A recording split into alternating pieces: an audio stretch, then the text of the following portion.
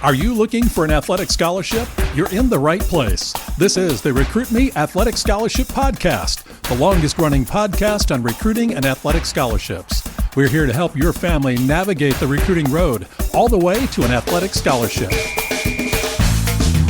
He's a recruiting expert and a dad of a D1 athlete and a high school athlete pursuing a scholarship.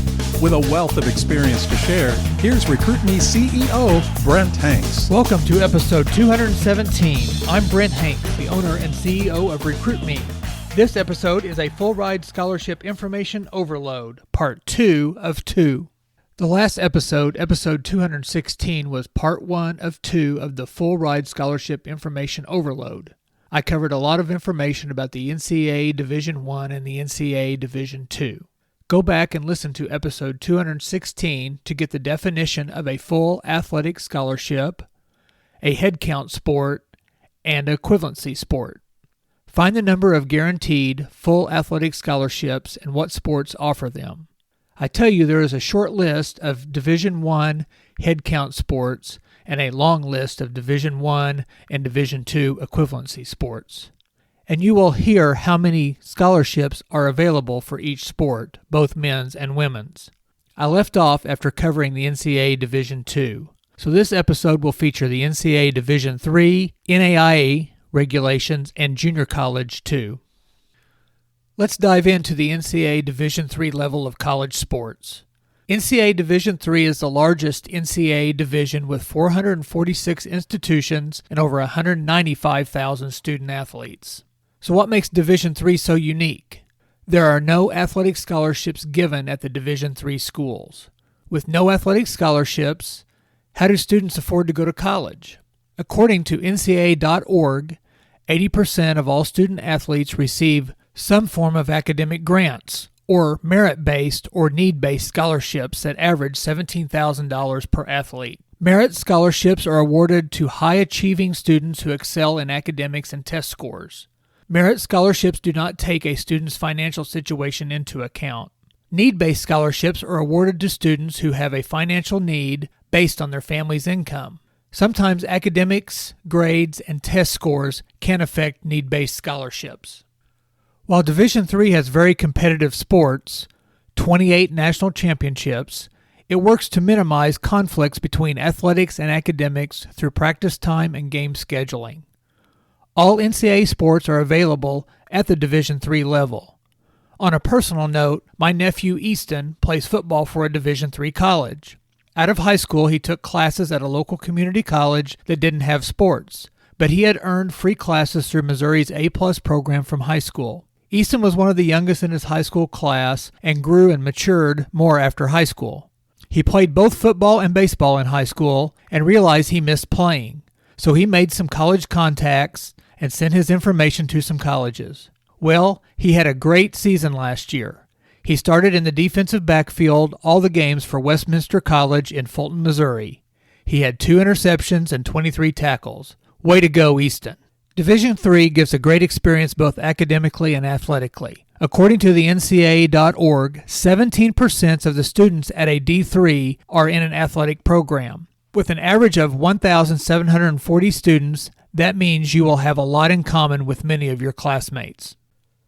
Let's leave the world of NCAA and jump into the NAIA, the National Association of Intercollegiate Athletics. The NAIA has 250 member schools with 27 sport championships that allow 77,000 student athletes to experience a high level of both athletics and academics.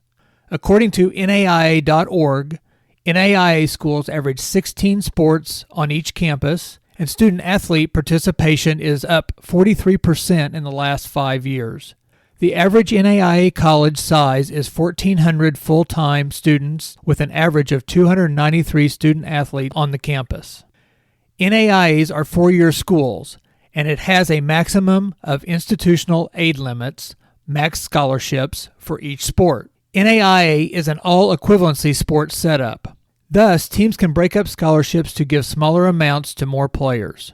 The recruiting rules for NAIA are different and allow student-athlete and a coach to communicate at any time. There is no recruiting calendar. The student-athlete is permitted 2 days to try out The 2 days do not have to be consecutive, and the student-athlete's costs may be paid by the school for food, travel, and lodging, if the school does the same for non-athletic programs. So this is a good question you can ask a coach. Here are the sports and their max number of scholarships available as governed by the NAIA. NAIA women's basketball has a Division I with 11 scholarships and a Division II with 6 scholarships. NAIA women's bowling, 5. NAIA women's cross-country and track and field, combined, 5. NAIA women's golf, 5. NAIA women's soccer, 12. NAIA softball, 10. NAIA women's swimming and diving, 8. NAIA women's tennis, 5. NAIA women's volleyball, 8. And for the men's sports, NAIA baseball, 12. NAIA men's basketball Division I, 11. And Division II, 6. NAIA men's bowling, 5. NAIA men's cross-country and track and field, 5. NAIA football, 24. NAIA men's tennis, 5. NAIA men's wrestling, 8. There is also competitive cheer with 12 scholarships and competitive dance with 10. Up-and-coming sports with no athletic scholarships in NAIA are beach volleyball, men's lacrosse, women's wrestling, and women's flag football. The difference between men's and women's D1 and D2 basketball is the number of scholarships. D1 with 11 and D2 with 6. That is determined by the school's budget and has to be registered with the NAIA governing body. I came across some articles indicating that the NAIA voted to merge the D1 and the D2 basketball divisions in the 2020-2021 season to just one division with 8 scholarships. I'm not sure at this time whether that will be enacted this year. That is another good question to ask the coach. I am looking forward to this year's basketball season because my niece Olivia is starting her freshman year at an NAIA school, Evangel University in Springfield, Missouri. Evangel is a great fit, and we, as a family, get to watch home games and many away games. She will also get to play with and against ladies she has played with and against throughout her high school career and her summer basketball career. Go Crusaders and go Olivia. Now let's move on to the junior college ranks. JUCOs are 2-year schools. Their competitive sports are broken up into 3 divisions. The JUCO Division I may grant full athletic scholarships or break them up. The scholarship can include tuition, books, fees, room and board. Each sport has a maximum number of scholarships to be granted. JUCO Division II may give scholarships but are limited to tuition, books, and fees. No room and board. And again, each sport has a maximum number of scholarships sanctioned by the NJCAA. The JUCO Division III colleges are not permitted to give any athletic scholarships.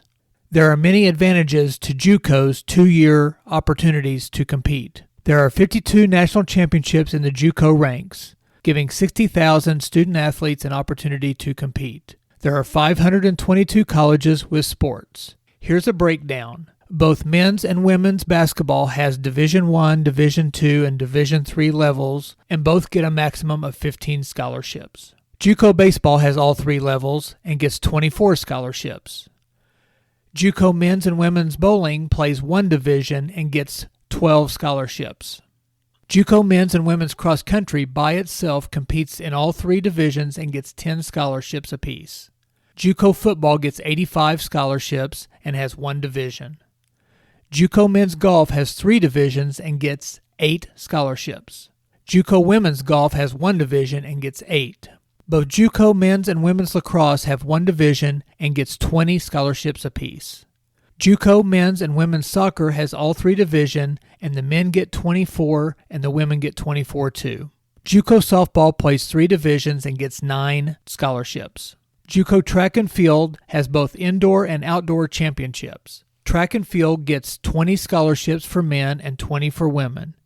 Indoor competes at 1 division and outdoor competes in Division I and Division III. JUCO volleyball for women has 14 scholarships and all 3 divisions. The JUCO wrestling is a men's sport only with 20 scholarships in one division. I believe beach volleyball is new to JUCO and gets 12 scholarships. It looks like there are 17 schools competing in beach volleyball at the JUCO level. As I said earlier, there are many advantages to choosing a JUCO. Cost and scholarship opportunities are great advantages. The opportunity to develop physically and skill-wise as you play against other players your age, most coming right out of high school. You can get your basic classes for college, and that gives you time to decide what you want to study for your bachelor's 4-year degree. You might get more playing time at a JUCO your freshman and sophomore years, and you can transfer after 1 or 2 years to most 4-year NCAA and NAIA schools. Our family has experienced the JUCO game. My dad played 1 year of basketball at Crowder College in Neosho, Missouri. He attended a 4-year school for 1 semester right out of high school. He decided that wasn't the right place for him. He wasn't playing a sport there.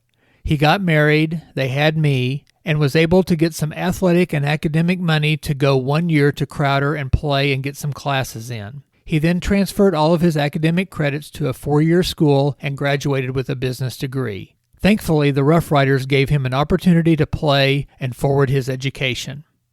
So that was a scholarship overload of information. Please re-listen to episode 216 and this episode to digest your sports possibilities. There are many helpful links in both episode 216 and this episode 217. Make sure and take advantage of them. Links like NCAA.org, NAIA.org, and NJCAA.org. And don't forget about scholarshipstats.com. All of these sites give you great, free information on not only all levels of play, but they also have ways to search schools, sports, and important information on scholarships and eligibility. In these 2 episodes, you found out that there are over 2,000 colleges and universities that provide over 500,000 student-athletes an opportunity to play a sport. There are 177,500 plus athletic scholarships available, but only 145 guaranteed full athletic scholarships, and they are only available at the NCAA Division I level. If you add academic and financial aid grants to these athletic options, then there are plenty of opportunities to play and get a majority of your education paid for. Good luck and happy hunting for your athletic and academic college fit. Please contact me at brent@recruit-me.com with questions about this podcast. Let me know if you are looking for any more specific information or have any updated information. There may have been some changes throughout the COVID pandemic period that I did not cover. I love you listening and sharing the podcast. But if you are needing to get the ball rolling faster in your recruiting process, the RecruitMe 3.0 recruiting system is a full step-by-step process to get that scholarship you are looking for. You get a 200-plus page online manual with guides on when and how to start communicating and keep communicating with colleges you want to attend. There are templates, examples, and helpful resources throughout the manual. You also get videos and audio interviews to guide you through the process. The RecruitMe 3.0 is yours to keep forever, and you will get updates as they are added. Don't spend thousands of dollars on a recruiting process when you can just spend a fraction of that. Right now, I have a new CEO special for only $99. It is normally $127. Go to recruit-me.com/system to get access to your comprehensive system. Check it out, and if you're not satisfied, there's a 90-day money-back guarantee. You can't lose. Join me next Tuesday for another information-filled 15-minute podcast. Please share this podcast with another family that's in the recruiting process. I would appreciate the share, and if you are using your favorite podcast app, take a second to give a 5-star rating. See you next week on the Athletic Scholarship Podcast.